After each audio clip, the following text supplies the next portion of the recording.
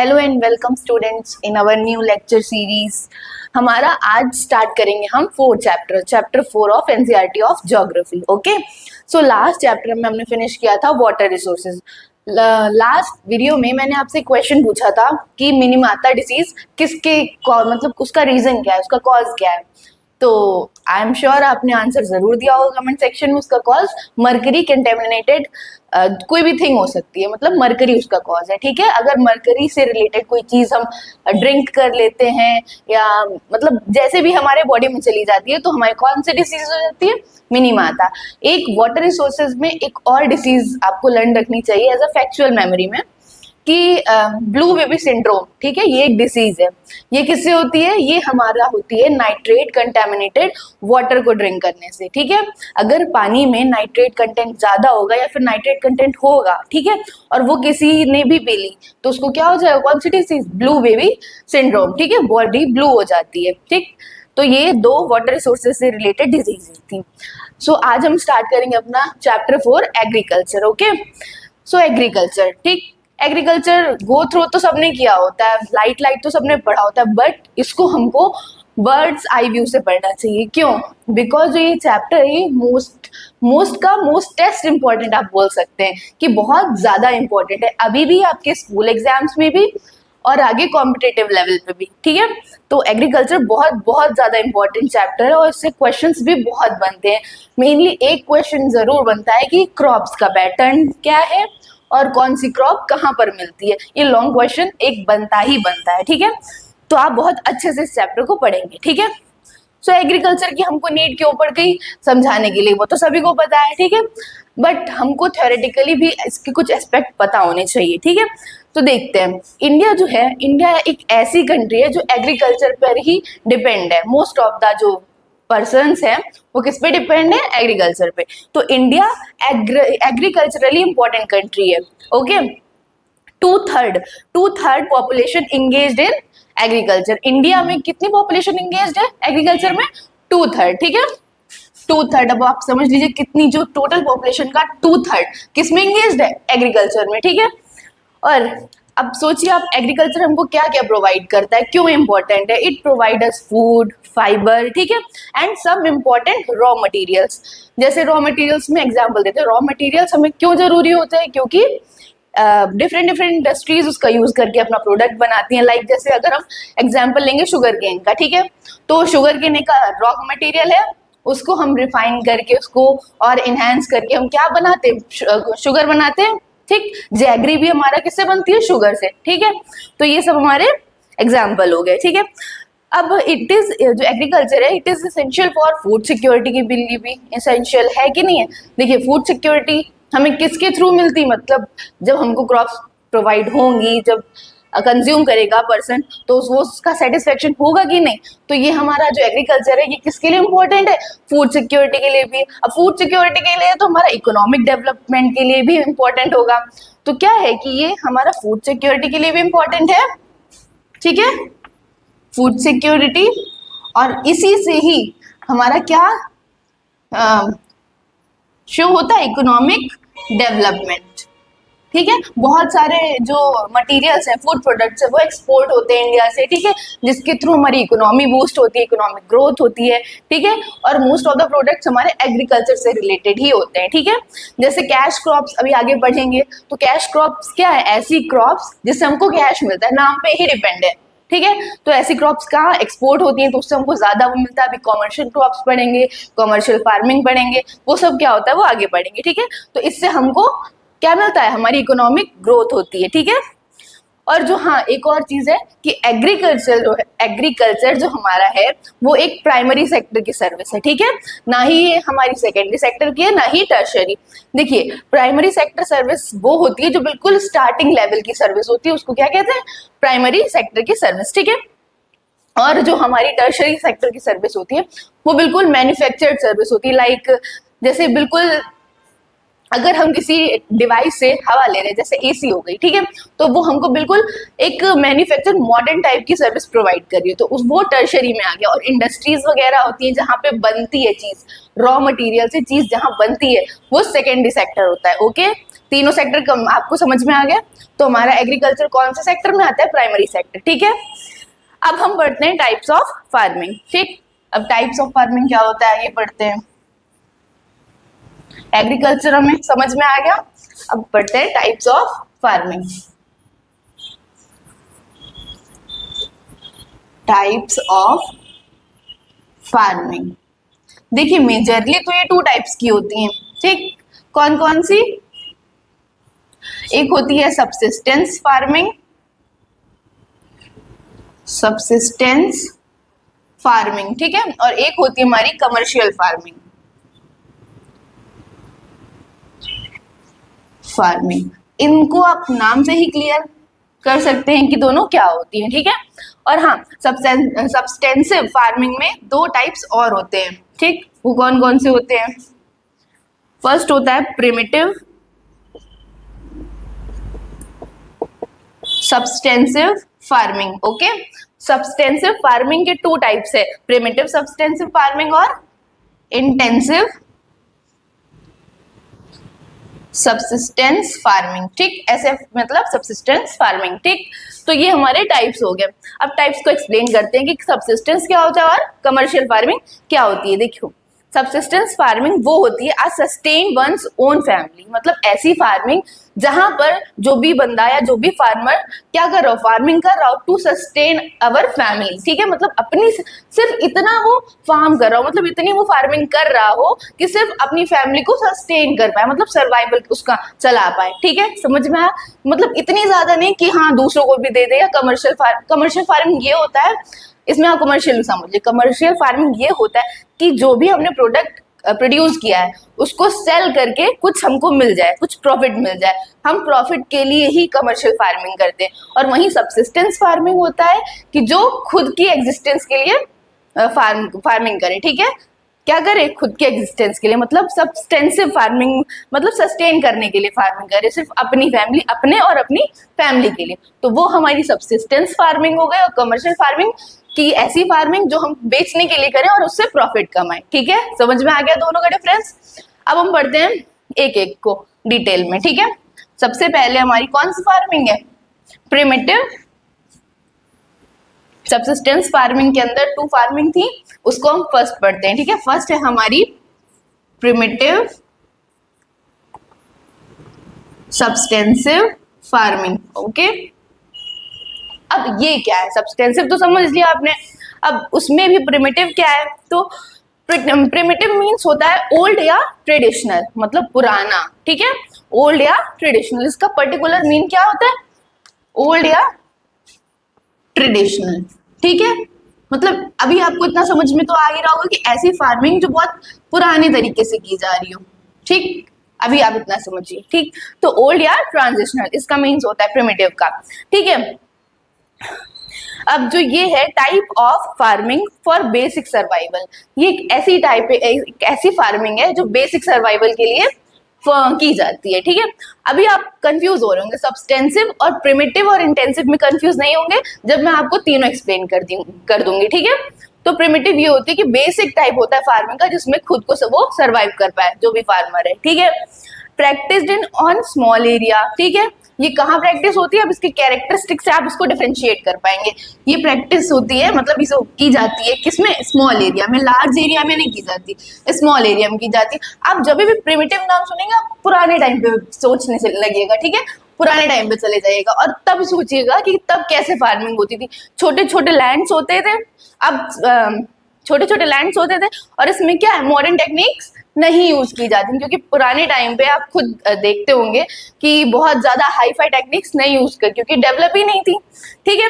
तो जो small patches of land में ये की जाती, ठीक है, स्मॉल एरिया में। अब हम पढ़ते हैं जो यूज होता है, जो इसमें यूज करते हैं, जैसे मैन्योर्स जो यूज करते हैं वो बिल्कुल सिंपल होते हैं, सिंपल एंड प्रिमिटिव टूल्स भी यूज करते हैं। जो टूल्स होते हैं बहुत प्रिमिटिव होते हैं, मतलब छोटे मोटे टूल्स यूज करते हैं, ठीक है।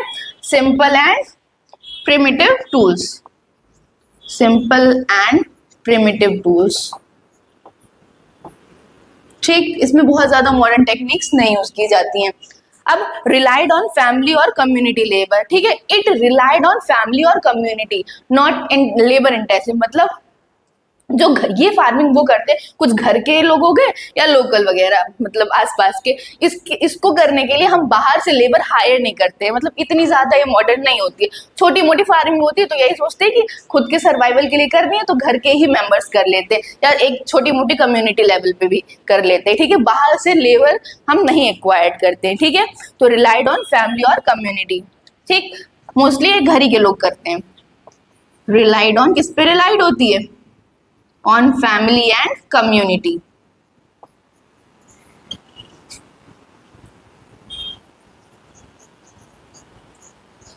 हाँ, यहाँ पर आप ये जरूर लिख देगा, नॉट लेबर इंटेंसिव, ठीक है। इंटेंसिव नहीं मतलब नॉट रिलाइड ऑन लेबर, ठीक है। नॉट रिलाइड ऑन लेबर, इसको करने के लिए पर्टिकुलरली बाहर से हम लेबर नहीं एक्वायर करते हैं, ठीक है। ये घर के ही लोग कर लेते हैं, क्योंकि क्या है, सब्सिस्टेंस फार्मिंग करनी है खुद के सर्वाइवल के लिए, इतनी तो कर लेंगे घर वाले, क्योंकि फार्मर्स होते हैं, ठीक है। अब depends entirely on natural factors, ये क्या है, पूरी तरीके से डिपेंड होती है कहाँ पर? नेचुरल फैक्टर्स पे, ठीक है। एंटायरली मतलब पूरी तरीके से, entirely depends on natural factors. अब नेचुरल फैक्टर्स क्या हो गए? अब आप खुद ही सोचिए, फार्मिंग के लिए हमें क्या क्या रिक्वायरमेंट होगी। सबसे पहले रेनफॉल, ठीक है। रेनफॉल तो जरूरी ही है, ठीक है। मॉनसून रेनफॉल हो गई, नेचुरल सॉइल फर्टिलिटी हो गई, क्या हो गई, मतलब उसमें कुछ एक्स्ट्रा नहीं ऐड करते हैं कि सॉइल को फर्टाइल बनाने के लिए, नेचुरल सॉइल फर्टिलिटी हो गई, ठीक है। मॉनसून रेनफॉल हो गई, लोकल इन्वायरमेंट हो गया कि लोकल जो इन्वायरमेंट है वो हमें अपने फेवर में मिले ताकि हम फार्मिंग कर सके, ठीक है। तो ये सब कंडीशन होती है किसकी? प्रिमिटिव सब्सिस्टेंस फार्मिंग की, ठीक है। अब इसमें एक थोड़े और इसमें कैरेक्टरिस्टिक्स देख लेते हैं। इसमें इन्वेस्टमेंट जो होती है वो बहुत लो होती है, ठीक है। इन्वेस्टमेंट जो है वो बहुत लो होती है, ठीक है। मतलब बहुत ज्यादा इसमें एक्स्ट्रा, क्योंकि देखिए फर्टिलाइजर इसमें लगाने नहीं है बाहर से, लेबर हमको अक्वायर नहीं करने हैं बाहर से, तो ये सब तो खर्चा बच रहा है ना इसका। तो इन्वेस्टमेंट इसमें क्या है, बहुत कम है, लो इन्वेस्टमेंट है, ठीक है। नो मॉडर्न इनपुट, मतलब कोई मॉडर्न इनपुट नहीं लगाते उसमें, ठीक है, कि आउटपुट हमें अच्छा मिले, ऐसा कुछ नहीं इनको बस अपना काम चल जाए इतनी फार्मिंग चाहिए, ठीक है। तो मॉडर्न इनपुट नहीं लगाते हैं तो आउटपुट भी मॉडर्न नहीं मिलेगा, ठीक है। इरिगेशन सिस्टम्स आर, इरिगेशन जो सिस्टम्स है वो भी मॉडर्न नहीं होते हैं, ठीक है। नॉर्मली जैसे पानी देते हैं, जैसे अभी हमारा मॉडर्न सिस्टम में इरिगेशन में क्या है, ड्रिप फार्मिंग आ गई है, ठीक है। ये सब मॉडर्न इरिगेशन सिस्टम है, तो ये सब ये कुछ नहीं यूज करते हैं, ठीक है। नॉर्मली जैसे ट्रेडिशनली फॉलो होता आ रहा है वैसे ही होता है, ठीक है। तो ये सब हमारा क्या था, प्रिमिटिव सब्सिस्टेंस फार्मिंग, ठीक है। अब सेकेंड टाइप है हमारा इंटेंसिव सब्सिस्टेंस फार्मिंग, वो देखते हैं वो क्या है, ओके। इंटेंसिव सब्सिस्टेंस फार्मिंग होता है, उसको पढ़ने से पहले हम एक और टाइप पढ़ते हैं जो कि इसी में आता है, प्रिमिटिव सब्सिस्टेंस फार्मिंग में, ठीक है। स्लैश एंड बर्न फार्मिंग, ठीक है। ये जो स्लैश एंड बर्न फार्मिंग है, स्लैश एंड बर्न फार्मिंग, ये प्रिमिटिव सब्सिस्टेंस फार्मिंग के अंदर ही है, ठीक है। इसको एक और नेम से बोलते हैं झूमिंग कल्टीवेशन, ठीक है।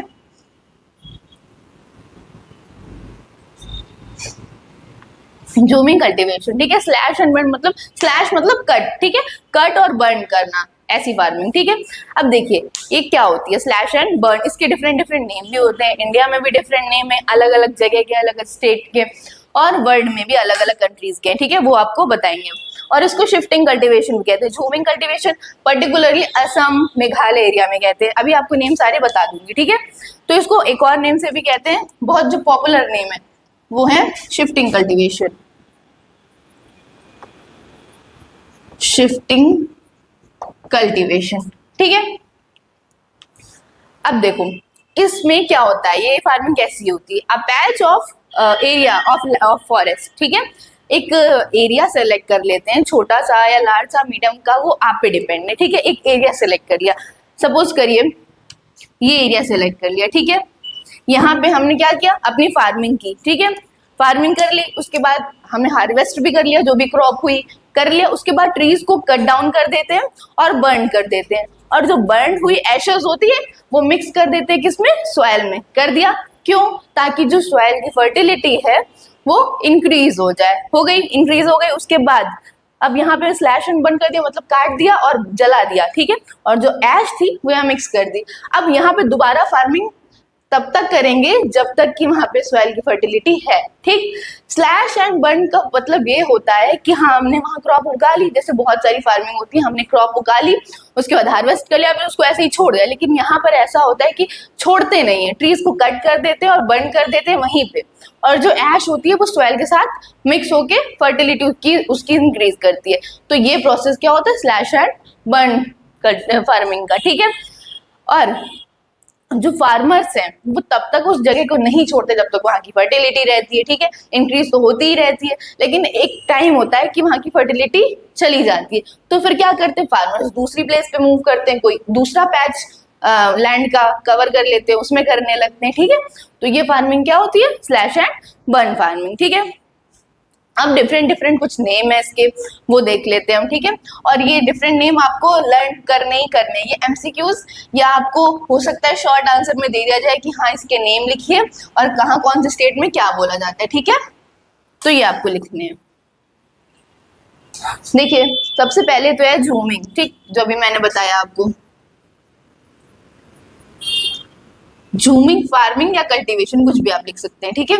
तो ये कहाँ बोली जाती है, ये बोला जाता है असम में, ठीक, असम और मेघालय के एरिया में, ठीक। जैसे ही मैं स्टेट लिखती हूँ आपके माइंड में वहां जाना चाहिए, आपको मेमोराइज होना चाहिए मैप, ठीक है। और पामलू, पामलू, ठीक, ये ओ है, ये कहाँ पर बोला जाता है, ये बोला जाता है मणिपुर में, ठीक है। और दीपा, ये छत्तीसगढ़ में, दीपा ये छत्तीसगढ़ में, ठीक। झारखंड में नहीं है, मोस्टली चीजें छत्तीसगढ़ और झारखंड की सेम होती है, लेकिन ये झारखंड में नहीं, ओनली छत्तीसगढ़ में। पामलू ये मणिपुर में है, ठीक, ठीक। अदर्स नेम है इसके, बेवार एमपी, ठीक, पेंडा आंध्र प्रदेश, ये मैं आपको बेवार एमपी, पेंडा आंध्र प्रदेश, ये फेमस हम करा रहे हैं ताकि जो आए एग्जाम में भाई आपको सारे नहीं लर्न करने, ठीक है। आंध्र प्रदेश में पेंडा बोला जाता है, ठीक है। अब वॉल्ट्री, ये साउथ ईस्टर्न राजस्थान में बोला जाता है, ठीक। वॉल्ट्री साउथ ईस्ट राजस्थान, ठीक है। पूरे राजस्थान में नहीं बोला जाता है, पर्टिकुलरली बता रहे हैं कि हाँ साउथ ईस्टर्न कौन सी डायरेक्शन होगी, साउथ की, और ईस्टर्न का इधर, तो साउथ ईस्टर्न डायरेक्शन ये होगी, ठीक है। जो राजस्थान का हमारा साउथ ईस्टर्न डायरेक्शन है या पार्ट है, वहां पर कौन क्या बोला जाता है, वॉल्ट्रे, ठीक है। खील हमारा बोला जाता है हिमालयन रीजन में, ठीक है, ये आप नोट कर लीजिएगा, खील, ठीक है। खील हमारा कहाँ बोला जाता है, हिमालयन रीजन में। ये हमारे इंडिया में जो शिफ्टिंग कल्टीवेशन के नेम है वो हो गए, ठीक है। अब डिफरेंट अदर कंट्रीज में भी कुछ नेम बोले जाते हैं हमारा शिफ्टिंग कल्टीवेशन, क्योंकि ऐसा तो है नहीं कि सिर्फ इंडिया में कल्टीवेशन होता है, सिर्फ शिफ्टिंग कल्टीवेशन, ये अदर कंट्रीज में भी होता है, और उनके क्या नेम है वो भी आपको मेमोराइज करने हैं। ये सारे इंडिया के थे, ओके। अब हम वर्ड में पढ़ते हैं, ठीक। ये 4 to 5 बार आप रीड आउट करेंगे तो आपको लर्न हो जाएंगे, ठीक है। जैसे मिल्पा हो गया, ठीक, मिल्पा ये मैक्सिको में बोला जाता है और सेंट्रल अमेरिका में, ठीक है, एंड सेंट्रल अमेरिका क्या बोला जाता है, मिल्पा, ठीक है। अब कोनुको कहाँ बोला जाता है, वेनेजुएला, कोनुको वेनेजुएला, ठीक। एक आपको होमवर्क देते हैं, आप बताइएगा आंसर। इंडोनेशिया में स्लैश एंड बर्न फार्मिंग या शिफ्टिंग कल्टीवेशन को क्या बोलते हैं, ठीक, इंडोनेशिया में, ये आपका होमवर्क है, ठीक है। अब रोका ब्राजील में बोलते हैं, रोका ब्राजील में बोलते हैं,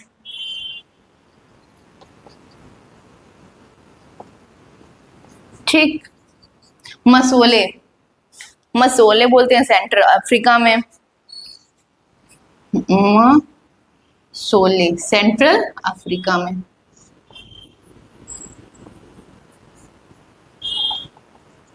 और हाँ, ये इंडोनेशिया वाला आपको बताना है कमेंट सेक्शन में, ठीक, कि इंडोनेशिया में क्या बोलते हैं, ठीक। रे बोलते हैं वियतनाम में, ठीक। बस दैट्स इट, इतने ही आप लर्न कर लीजिए, ठीक। रे बोलते हैं वियतनाम में। तो ये डिफरेंट नेम्स हो गए शिफ्टिंग कल्टीवेशन के, ये आपको मेमोराइज करने हैं। अब हमारी आ गई इंटेंसिव सब्सिस्टेंस फार्मिंग, ठीक। अब हमारी आती है इंटेंसिव सब्सिस्टेंस फार्मिंग। देखते हैं इसमें क्या होता है। अच्छा, इंटेंसिव सब्सिस्टेंस फार्मिंग आपको सुनने में इंटेंसिव का मतलब क्या समझ में आ रहा है? बहुत ज्यादा क्राउडेड, मतलब घना, डेंसिटी मोर हो, ऐसा कुछ समझ में आ रहा है? तो इंटेंसिव का मतलब तो यही होता है ना। तो बस उसके वर्ड में ही उसका डेफिनेशन छुपी हुई है, ठीक है। इंटेंसिव सब्सिस्टेंस फार्मिंग, ठीक। अब इंटेंसिव सब्सिस्टेंस फार्मिंग क्या होती है? Practice in areas with high population, ठीक है। ऐसे एरियाज में फार्मिंग जहां पर हाई पॉपुलेशन हो, ठीक है। हाई पॉपुलेशन हो मतलब डेंसिटी बहुत ज्यादा हो, डेंसिटी भी ज्यादा हो सकती है, नंबर भी ज्यादा हो सकते हैं, बस हाई पॉपुलेशन हो, ठीक है। और ये वेरी लेबर इंटेंसिव होती है। इसके कैरेक्टरिस्टिक्स लिख लेते हैं पहले। तो ये आपको लर्न करना चाहिए कि हाई पॉपुलेशन एरिया में होती है। कहाँ पे होती है? हाई पॉपुलेशन एरिया, ठीक। अब इसके कैरेक्टरिस्टिक्स में आते हैं। तो ये बहुत वेरी लेबर इंटेंसिव, मतलब इसमें बहुत ज्यादा लेबर लगते हैं, ठीक है। Very labour intensive, okay, very labour intensive, ठीक है। Because people depend on small places, ठीक है। क्योंकि पीपल, अब आज के ये ऐसा समझ लीजिए, जो हमारी सब्सिस्टेंस फार्मिंग थी वो पुराने जमाने की थी, और हमारे जो इंटेंसिव है ये आज के टाइम पे है, ठीक है। तो यहाँ पे भी स्मॉल प्लॉट्स होते हैं, पीपल के पास छोटे छोटे प्लॉट्स होते हैं, लेकिन उनको इतनी तो चाहिए ही फार्मिंग कि हाँ उनका सस्टेनेबल भी हो सके, उनका सर्वाइवल भी हो सके, और थोड़ा सा वो उससे प्रॉफिट भी कमा सके, ठीक है। तो ऐसी चाहिए, लेकिन होते हैं उनके पास स्मॉल प्लॉट से, तो वो क्या करेंगे? क्या करेंगे? लेबर इंटेंसिव, मतलब जितने ज्यादा से ज्यादा लेबर लगाएंगे, और वो ये चाहेंगे कि इसी प्लॉट में, इसी छोटे प्लॉट में हमें ज्यादा से ज्यादा बेनिफिट मिले, ठीक है। ये चाहेंगे, इसीलिए वेरी लेबर इंटेंसिव होती है। हाई यूज ऑफ बायोकेमिकल, क्या है? High use of biochemical. जो बायोकेमिकल है वो बहुत ज्यादा यूज होते हैं। बायोकेमिकल में क्या, जैसे केमिकल फर्टिलाइजर्स हो गए, ठीक है, केमिकल फर्टिलाइजर्स हो गया, ठीक। और हमारा हो गया इंसेक्टिसाइड्स, इंसेक्टिसाइड, पेस्टिसाइड्स वगैरह होते हैं, इंसेक्टिसाइड्स, पेस्टिसाइड्स भी होते हैं। तो वो सब हमारे क्या है? बायोकेमिकल है, ठीक है। इनका यूज बहुत ज्यादा होता है, ठीक है। जैसे आप अभी देखिए रिसेंट टाइम में क्या है, जो हमारी क्रॉप्स आती है, जो भी फ्रूट्स आते हैं, उनमें क्या है? केमिकल डाला है, उनकी ग्रोथ बढ़ाई जाती है, उनको बड़ा किया जाता है। क्यों? क्योंकि इतना ज्यादा वो पॉपुलेशन ही है, ठीक है। तो आज की जो फार्मिंग है उसको हम कंपेयर कर सकते हैं किससे? इंटेंसिव सब्सिस्टेंस फार्मिंग से, ठीक है। तो very high use of irrigation, ठीक है। उसमें था बहुत लो यूज था, और पुराने तरीके से इरिगेशन कर रहे थे सब्सिस्टेंस फार्मिंग में। इंटेंसिव, इंटेंसिव में क्या है? High use, high and modern use, high and modern use of irrigation, modern use of irrigation, मतलब जो इरिगेशन वाला सिस्टम है वो बहुत हाई, हाई मतलब बहुत ज्यादा इरिगेशन कर रहे हैं, और मॉडर्न तरीके से कर रहे हैं, ठीक। अब farmers try to obtain maximum input, sorry output, maximum output from very small land holdings. अब क्या चाहते हैं फार्मर्स? कि उनके पास हो तो स्मॉल लैंड होल्डिंग्स, बट वो मैक्सिमम प्रॉफिट चाहते हैं कि जितना ज्यादा से ज्यादा हो सके हमको प्रॉफिट मिले। तो वो किस फार्मिंग में होता है? Intensive labour, sorry, intensive subsistence farming में क्या करना चाहते हैं लेबर? स्मॉल लैंड होल्डिंग से मैक्सिमम प्रॉफिट कमाना चाहते हैं, ठीक है। किसमें? इंटेंसिव सब्सिस्टेंस फार्मिंग, ठीक। तो ये हमारी हो गई इंटेंसिव सब्सिस्टेंस फार्मिंग, ठीक। दोनों फार्मिंग कंप्लीट हो गई हमारी। सब्सिस्टेंस फार्मिंग पहले देखा, उसके बाद देखा हमने क्या? इंटेंसिव फार्मिंग, और उसकी सेकेंड वाली सब्सटेंसिव, ठीक। अब हम बढ़ते हैं अपनी सेकेंड टाइप पे। स्टार्टिंग में कमर्शियल फार्मिंग और सब्सिस्टेंस फार्मिंग को हमने डिवाइड किया था, तो हमारी सेकेंड टाइप होगी कमर्शियल फार्मिंग। ठीक, अब देखते हैं हम कमर्शियल फार्मिंग क्या है।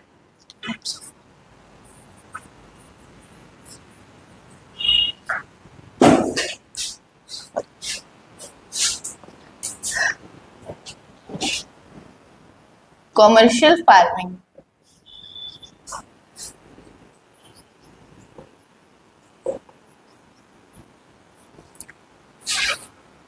नाम से ही पता चल रहा है आपको कमर्शियल फार्मिंग क्या है, जो for the purpose of commerce, ठीक है, मतलब कॉमर्स के लिए यूज हो। अब कॉमर्स में क्या आएगा, जैसे व्हेन फार्मर्स ग्रो क्रॉप, अगर कोई फार्मर ग्रो क्रॉप कर रहा है या रेज एनिमल्स, उसमें देखिए फार्मिंग में सिर्फ क्रॉप को ग्रो करना नहीं होता है, उसमें अगर एनिमल भी रेज हो रहे हैं वो भी आता है फार्मिंग में, ठीक है, दोनों एक दूसरे पे डिपेंडेंट होते हैं, ठीक है।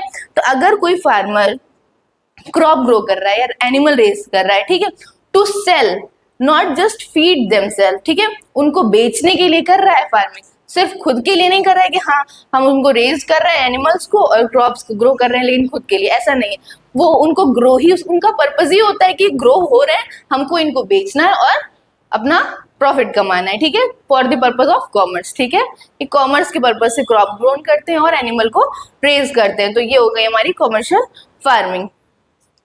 इसमें जो फार्म्स होते हैं वो लार्ज होते हैं, मतलब बहुत बड़े बड़े फार्म्स होते हैं, ठीक है, ताकि कमर्शियल फार्मिंग अच्छी हो। जितनी ज्यादा कमर्शियल फार्मिंग अच्छी होगी उतना ज्यादा हमें इसका इम्पैक्ट पड़ेगा हमारे इंडियन इकोनॉमी के ग्रोथ पर, ठीक है।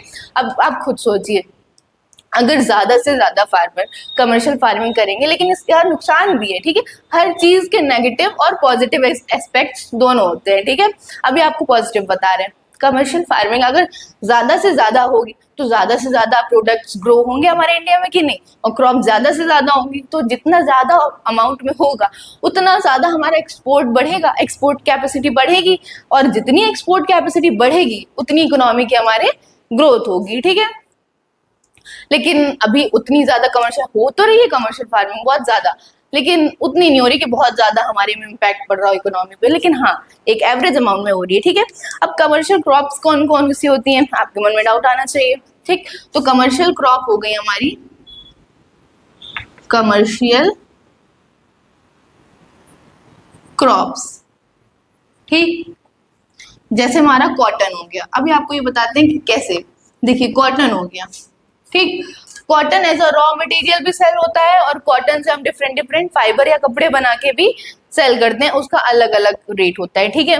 तो जो कॉटन है वो हमारे लिए कितना बेनिफिशियल है, वो एज अ रॉ मटेरियल भी जा रहा है, एक्सपोर्ट कर सकते हैं अगर हम उसको लार्ज अमाउंट में प्रोड्यूस करें, ठीक है, तो एज अ रॉ मटेरियल भी जा रहा है और मैन्युफैक्चर्ड मटेरियल भी जा रहा है, तो एक मटेरियल से हमें दो दो फायदे हो गए। तो ये जो हमें क्या है, जो एक्सपोर्ट जो हमें प्रॉफिट करती है, मतलब अगर उन क्रॉप्स को बेचेंगे और हमें प्रॉफिट करेंगे, वैसी क्रॉप्स हम कमर्शियल क्रॉप्स में डालते हैं, जैसे कॉटन हो गया, शुगर केन हो गया, जूट हो गया, शुगर केन, इससे बहुत सारी चीजें बनती हैं, स्पेशली जो स्वीट चीज होती है वो शुगर केन से बनती हैं, ठीक, जूट हो गया, जूट बैग्स बनते हैं, ठीक, इसमें डिफरेंट डिफरेंट हम ग्रेन्स रखते हैं, ठीक है, जूट हो गया, ठीक, और हमारा क्या हो गया, कॉफी हो गया, रबड़ हो गया, ऑयल सीड्स हो गया, ठीक, कॉफी, रबड़ और ऑयल सीड्स, ये कुछ क्रॉप्स हैं जिनका एग्जाम्पल दिया है मैंने, आप एक्सेट्रा लिख सकते हैं, ऐसे तो बहुत सारी क्रॉप्स हैं, ठीक है। जैसे कॉफी हो गई, ये हमारे नीचे के मतलब साउथ इंडिया के स्टेट्स में बहुत ज्यादा मिलती है, लाइक तमिलनाडु, कर्नाटका, केरला, ठीक है, इस स्टेट में बहुत ज्यादा ये प्रोड्यूस होती है, ठीक है।